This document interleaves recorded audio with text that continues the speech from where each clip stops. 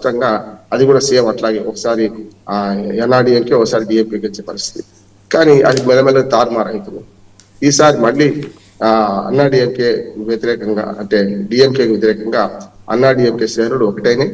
కానీ విజయ్ అక్కడ దెబ్బతీస్తారు. ఇక్కడ బీజేపీ ఎట్లా ఈ యూడిఎఫ్ అవకాశాలు దెబ్బతీస్తుందో ప్రభుత్వ వ్యతిరేకత ఓట్లను మనకు విజయం పార్టీ టీవీకే పార్టీ దెబ్బతీసే అవకాశం ఉందని నేను అనుకుంటున్నాను. ఎందుకంటే వాళ్ళకి 5% 10% ఓట్లు వచ్చినా ఒక్క సీటు కూడా రాదు వాళ్ళకి. గతంలో 2019లో పవన్ కళ్యాణ్ ఆంధ్రప్రదేశ్ లో ఏ పాత్ర పోషించిండో దాని 2 చోట్ల ఓడిపోయినట్టు విజయ్ కూడా ఓడిపోయినా పెద్దగా ఆశ్చర్యపడాల్సిన అవసరం లేదు. ఇప్పుడు కూడా ఓట్లలో మూడో పార్టీ నెగలాలంటే, మూడో పార్టీ మనగలగాలంటే అంత ఖచ్చితంగా ఉండాలి. అప్పట్లో ప్రజారాజ్యం పార్టీ కొంతవరకు ఉమ్మడి ఆంధ్రప్రదేశ్ లో సాధించగలుగుతుంది. 16% ఓట్లు, 18 సీట్లు, తెలంగాణలో కూడా 2 సీట్లు వచ్చినాయి అప్పుడు సాధించగలిగింది. కానీ ఇక్కడికి వచ్చాక ఏంటంటే ఈవీకే పార్టీ అనేక సేమ్ పవన్ కళ్యాణ్ ఏ తప్పులు చేసిండో అవన్నీ చేస్తున్నాడు. ఇప్పుడు నిజంగా చెప్పాలంటే ఏదో ఒక కుటుంబం కుడితే అది వేరుగా ఉండేది.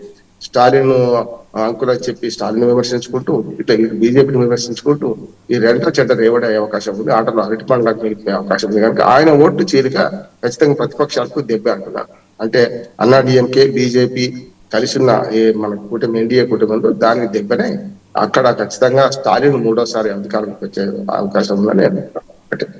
మూడోది పుదుచ్చేరి చాలా చిన్నదే.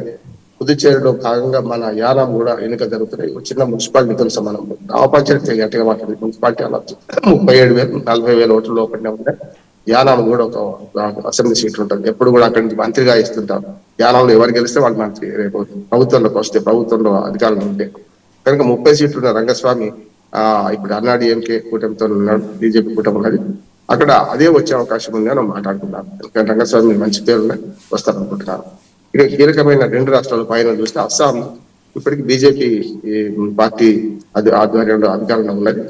మళ్ళీ అక్కడ బీజేపీ వచ్చే అవకాశమే ఎక్కువ ఉన్నది. ఎందుకంటే చాలా మెజార్టీ తేడా ఉన్నది ఇద్దరి మధ్యన, కాంగ్రెస్ కు దీని మధ్యన. కనుక బీజేపీ అధికారంలోకి వచ్చే అవకాశం ఉంది అనుకుంటున్నాను నేనైతే. ఇక చివరిగా మన పశ్చిమ బెంగాల్ కొంచెం వివరంగా మాట్లాడుకోవాలి. పశ్చిమ బెంగాల్లో ఒకనాడు కాంగ్రెస్ ప్రభ దాదాపు 20 ఏళ్ళు కొనసాగింది. ఆ తర్వాత 35 ఏళ్ళు పూర్తిగా కమ్యూనిస్ట్ పార్టీలు కొనసాగినాయి. ఆనంద్ జ్యోతి బాసు 5 సార్లు ముఖ్యమంత్రి, తర్వాత 2 సార్లు మనకు బుద్ధదేవ్ భట్టాచార్య. ఇట్లా చూసుకుంటే